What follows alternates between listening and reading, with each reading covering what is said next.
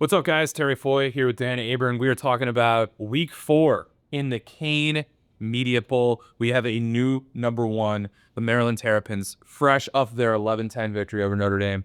Dan, what do you got to say about this one? First of all, just an incredible weekend, not only in the games, but just for the sport of lacrosse in general. I can't remember a regular season weekend where, like, Friday to Sunday, we had one goal game. Absolutely awesome weekend. I was totally locked in for all of it. The big storyline of the weekend, number 1 versus number 2, and we have number 2 Maryland Terrapins overcoming the Notre Dame Fighting Irish, and just a fantastic game down in Atlanta, Georgia. I'll be the first one to say this about this game. Not the sharpest game from Notre Dame, but credit to the Maryland Terrapins. Every time Notre Dame made a mistake, they made them pay, right? There's 2 goals in particular in this game that I think really stood out to me. There's an offsides call against Notre Dame. They immediately go and score, I think, a 4-on-3. And then Matt Jeffrey shooting stick side high. Logan McNaney eats it up. Fast break down the other end. Eric Spanos scores. And the fascinating part was all those plays, and they still only beat Notre Dame by 1. It just goes to show that even without Pat Cavanaugh, without the momentum, and with all these guys that they had last year, they're still really good. But Maryland came out the better team in this one. And Terry, you were there. I want to hear more about the atmosphere because it looked incredible. And obviously, being in Atlanta, 10,000 people show up. It's a good look for the sport. No doubt. For those that have never been to Atlanta, Georgia Tech's campus is right in Midtown, and Bobby Dodd Stadium is on campus. It's one of the historic cathedrals of college football. It's like not very far from the College Football Hall of Fame, and that's really appropriate. And it's cool because it's so well suited for lacrosse because it's really square. A lot of these old stadiums had tracks in them at one point, so as a result, they're more ovals, and it's hard. The fans are farther away.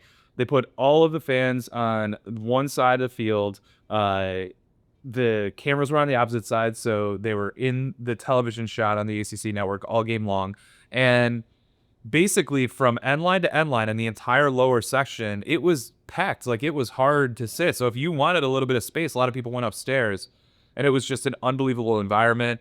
Obviously, Atlanta has emerged as one of the hotbeds of the sport over the last 10 to 15 years. And there were 3 players from Georgia involved in this game. Had it been last year, there would have been even more. Both these teams have gone to Atlanta and pulled talent out of that area. And in addition to that, good representation among the 2 fan bases. Obviously, this is become a rivalry, right? Not just a rematch of the 2024 championship, but these teams have played every year for the last 10 or 11 years. And this is the 5th time in the last 11 matchups it's been decided by 1 goal. So you have this amalgamation of fans who really understand how to cheer because they're either a fan of one of the 2 teams or they're an Atlanta lacrosse person and now they're savvy. And so you get that matched with a game that met it, right? It met the moment, both in terms of the flow of the game throughout. It was never separated by more than 3 goals. And then the fact that Notre Dame had an opportunity to tie with 2 shots in the final minute, one going an inch wide by Chris Cavanaugh and the second being Logan McNaney's 16th save of the game and a kick save. And I just have to shout out Will Schaller. He was exceptional all day in terms of his on-ball coverage, but even more than that in terms of the playmaking. He had a open net save that he hit diving with his hand, one of the highlights of the game. Moments later, he caused a turnover, picked up a ground ball, and had the hockey assist on a fast break goal, one of those types of transition sequences that you talked about. And then he ran out the sideline to clinch the game after McNaney made that save. So to the point you made about Notre Dame's sloppiness, in the first quarter, they outshot Maryland 18-8. They were leading 3-1 until Eric Spanos scored with 7 seconds to go in the opening frame. And it felt like Maryland was being a little clinical, but Notre Dame was controlling the type of play. So to reflect on the result, in retrospect, I do think that if you're a Notre Dame fan, there's a lot to take away where we're going to be more efficient most of the time in this setting, right? So you can say justifiably to yourself, we win more than 5 of these 10 matchups. Whereas if you're a Maryland fan, you can be like, being surgical is what we do. It's who we are. This is our DNA. They benefited from having played a tougher schedule to this point, no question about it. That won't be the case if they rematch in May, but it's very clear to me that the talent gap is narrower. It would, if Maryland had beaten Notre Dame in the national championship game last year, it would have been a historic upset. If they play again in May, that will not be the case. This is, regardless how these two seasons unfold from this point, these two teams are much closer in talent than the two teams were last year. Yeah, and I think one thing that we discussed particularly about this game was the lack of depth at short stick defensive midfielder for Notre Dame, and also it's just interesting to see Ben Ramsey, who I think we all think is probably the best at that position in the entire country. He got taken for a ride with a few plays, and then the drop off after that was very surprising to see. And Notre Dame likes what they have there, but it is inexperienced. And it was even more inexperienced once Tyler Buckner went down mid-game with a knee injury. So chart his progress and see, his return, because it would bolster what is a group that's going to have to do a little bit of growing up. Behind Ramsey, you've got Christian Alakwa, who's probably got the most experience, but then Thomas Perrell and Chris Reinhardt, a lot's going to be asked of them over the course of the season, because you're not going to see guys dodging Will Donovan and the the grad transfer, Greg Campese, very often. So as a result, it's going to put a lot of pressure on the shorties, as you typically see with high-level matchups, regardless of the teams involved. This game was just one of many outstanding games of the weekend. Let's go to North Carolina. We had the Ivy League versus ACC Challenge, we can call it, I guess. It's not officially that, but the big takeaway from that is Princeton going down there, getting 2 top 10 wins in 3 days. I want to get your takes on some of these matchups first. So I think reacting to the post-game comments, it was very clear both on Friday and on Sunday in their wins over Duke and Carolina, respectively, that Princeton was responding to the loss against Maryland. And I think that it's interesting because on the one hand, it's the 6th time they've lost to that team in 3 or 4 seasons. And so you can imagine the combination of bitter taste, can we beat this team, all that sort of stuff, but then quickly turning the attention forward. What I think is interesting is, and I came away from this set of games last year with the kind of belief, that might be too strong of a word, but that maybe these teams, Penn and Princeton, set the expectation for themselves that winning one was enough. And I felt that way specifically about how Penn responded to their game against North Carolina after beating Duke on Friday in 2024. That, I think, was clearly not the case for Princeton, especially because they were coming off of that loss to Maryland. So I think that there was a motivation edge that was clearly on display. But more than that, it was just talent. And I don't want to take anything away from Matt Medellin and Jim Mitchell in terms of the development work that they've done offensively.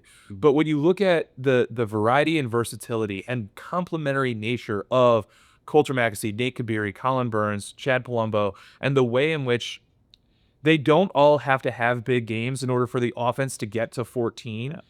That is what is scary. And certainly there are some things that need to be addressed. Specifically, I think the face-off X is a concern. We've seen Ryan Craddock have big games to the point where maybe that's not a concern, but at the same time, I don't think he's met the level of consistency that Mike G set that standard for over the last 2 seasons, and so that'll be something to continue to watch. But when I talk about talent, it extends to the defensive end of the field as well. And Colin Mulshine is an absolute monster. Michael Bath is an incredible playmaker. Cooper Kistler has done a really nice job in that complementary playmaking role. And one of the areas that we were going to be a little concerned about was the short stick D midfield position. And, I don't know where Jackson Green falls from a pure defensive standpoint versus a two-way standpoint. Obviously, he produced one of the highlights of the season so far with his truck stick goal on Friday against Duke. But his emergence as a reliable asset in the middle of the field, I think addresses what, again, might have been an area of concern for Princeton. So it really feels like a team that laid out a gauntlet for themselves, met the expectation, met the call, now has the number 1 strength of schedule and the number 1 RPI with a 3-1 record through 4 games, and doesn't appear to have any glaring weaknesses, especially if they can get Andrew McMeekin going. Yeah, I think to speak to your point, I think if any of those Ivy League teams had went down there and won one of those games, I think they feel pretty satisfied with the result of the weekend. So for Princeton to go down there and win both, really tight games too, is just a fantastic result. Friday night, I felt like Princeton's attack really shined. And the storyline from their Sunday win against North Carolina was the complementary scoring from their midfield. Chad Palumbo obviously having a big game, but then also Tucker Wade, Carson Kramer. You're right. If those guys are also getting theirs, that's bad news for the rest of D1 when they're facing Princeton. So fantastic result over the weekend for the Tigers. What are you what are your takeaways from both Penn and then the ACC teams, North Carolina and Duke in this one? Yeah, my strongest takeaway is with Carolina, which I actually feel even more positive about them than I did coming in. To double up Penn is a nice result. And then I think you watch that Princeton Carolina game on Sunday and you're like, these are 2 top 5 teams. And they are, right? In terms of the K media poll. And so I think that despite the loss and despite the first loss of their season, it was really validating for the Tar Heels, especially because I covered the Hopkins game in person, and there were 2 main caveats that could have undermined the quality of that win. Number 1, the emotional advantage of the Petromalas returning to Homewood Field. And number 2, that their offense was so reliant on 2 guys in Petromala and Duffy. And that has not persisted, meaning that they have been way more complimentary in their scoring since that win. And not only that, but also, they didn't have the emotional advantage in a couple of these games. And so, I think that there's a lot of reason to be optimistic about the Tar Heels going forward. I think with Duke, that's a good Penn win to respond to their first loss of the season at home on Friday against Princeton. But I still have a lot of questions. And then with Penn, it's kind of interesting because even though they went 0-2 and they're effectively middling relative to the Penn teams the last couple of years, I still feel good about what I saw from a midfield initiation standpoint. And that was going to be it's basically been the question since Sam Hanley graduated.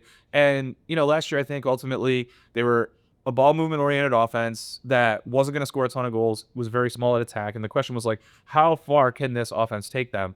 This year, I think Leo Hoffman deserves a lot of the attention as a result, but he's not the only one. To me, their ability to initiate consistently from the midfield is a step up from what we saw last year. And I think, as the year goes on, that is going to be one of the things that I think addresses a lot of the concerns. So what were your thoughts? How did you feel about Duke, Carolina, and Penn? Well, I'll stick with Duke first. I actually thought I came away more impressed from their loss to Princeton than their actual win over Penn, because it felt like a really inspired Duke team, and it kind of felt like that energy had been missing over the past couple of years. And also, like, this Duke team, I think they really do know who their alphas are. And I think at attack or midfield or whatever position you want to call it, it's Andrew McAdory, and then at midfield it's Ben Johnson. 5 goals in that Princeton game, just outstanding. And then Carolina, you lose by, it kind of was effectively a 1-goal loss against Princeton. I still think Petro and Duffy are 2 of the best. It's one of the best duo in college lacrosse still. Penn, I think the getting doubled up is a little cause for concern because your reputation is defense. So they got to move on. They got to figure out a way to limit goals going forward. Let's talk about Hopkins and Virginia, the Doyle Smith Cup. This was kind of in the back of everybody's mind with Notre Dame and Maryland on Saturday, but this ended up being a fantastic 1-goal game as well. Yeah, it was. Yeah, I think that there are a couple. Number one, with a 13-12 game, you can decide, if you're a Hopkins fan, did we win because of our offense or because we got to 13, or did we win because our defense held them to 12? And it's probably going to be the offense, right, when you get to 13. And then conversely, obviously, if you're a Virginia fan, did we lose because of X or Y? And I think that if you're looking at Hopkins' ability to get to 13, you have to start with the fact that Russell Melendez, by and large, did not play and did not produce a goal or an assist. Mm-hmm. There were times when, Hopkins had effectively 4 guys on the field offensively who didn't play prior to this season. And Charlie Eiler's emergence was, I think, one of the things that fans have been waiting for, because coming away from the fall and January, there was an expectation that he was in the mix to be a starter at attack. And I think that third attack slot with Melendez and Chavette has been the question so far this season. So I think, Hopkins has won a lot of close games, which means that you don't have to be convinced by who they are, in the sense that it's like, well, are they really scraping by, right? Are they stringing together, wins where the probability was like 51 or 55% in their favor, and so they could just as easily be 2-4 now as they are, I think 5-1 or 4-1. But when they're doing it with a couple of these hindrances, like not having the guy who was their leading scorer and best player to that point, and they're beating Virginia, I think there's a lot of value in that. Conversely, Virginia, who I think, I've reacted more strongly to their paltry offensive production at times so far this season and their losses. I think there's reason for optimism for getting to 12. But I also think that you lose the game because you go about 20 minutes scoreless in the middle of the game, and that can't happen. And so, it's a little bit reductive because I was covering this game. I didn't have as close of or covering Notre Dame, Maryland. I didn't have as close of eyes on Virginia Hopkins as I otherwise would have. But those are my main takeaways. How about you? Yeah, this is an interesting result for Virginia fans because you're obviously disheartened that you lose, but you did play vastly better than you did last week against Ohio State. Two narratives I think that really came out of this game were, one, Millen played a lot better. He drew a lot of criticism after the Ohio State loss. And then also, in a similar vein, Hunter Jovet played really well. And, his position as the third attackman had kind of come under criticism in recent weeks for not producing as much as well. So you had big game answers for both of those guys. For Virginia, if you had won this game, you would be having a completely different conversation, right? You'd be back in the season, Millen's playing well. But no, we're not. All right, Terry, we're kind of running out of time, but let's talk about a few other games. Sunday, we had Cornell with a very clutch comeback against Richmond.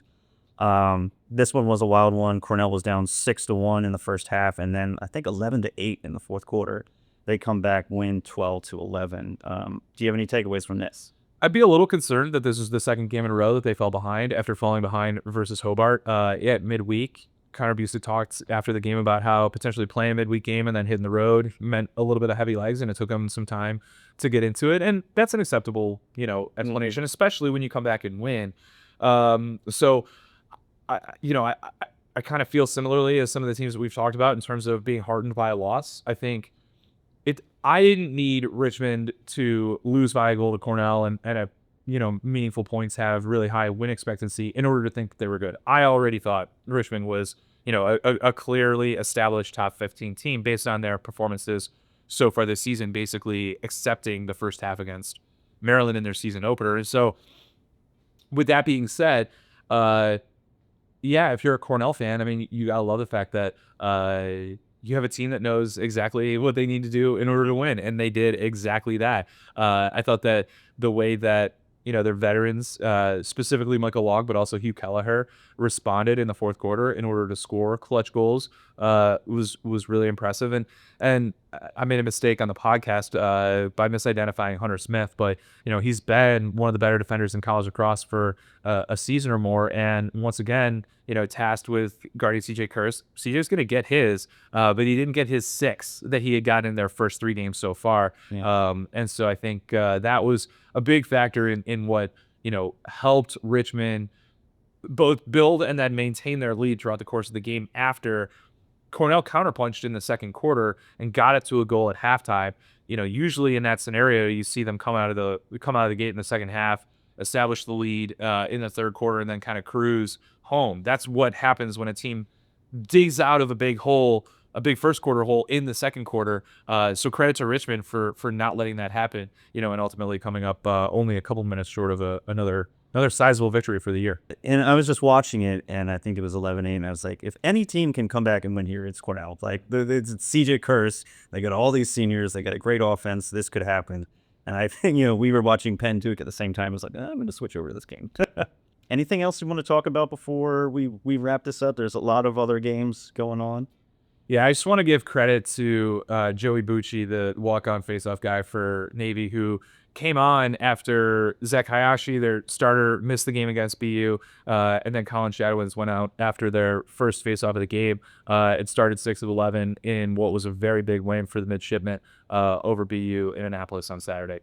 Walk-on, transferred in, played for the club team the last, they get 22 and 23, maybe 23 and 24. But what a day for him. And that's the type of performance that deserves a mention. Fairfield, they're saying it's America's team, 5-0. They just routed Providence in a game that I think a lot of people thought would be 50-50. Other 50-50 games, Colgate over Loyola, 18-6. Yeah, you were in the building for that one. Yeah, this was a wild one. I think, betting odds said this one was a 2-goal win by either team at best, and 18-6. I was like, wow, this Colgate is no joke.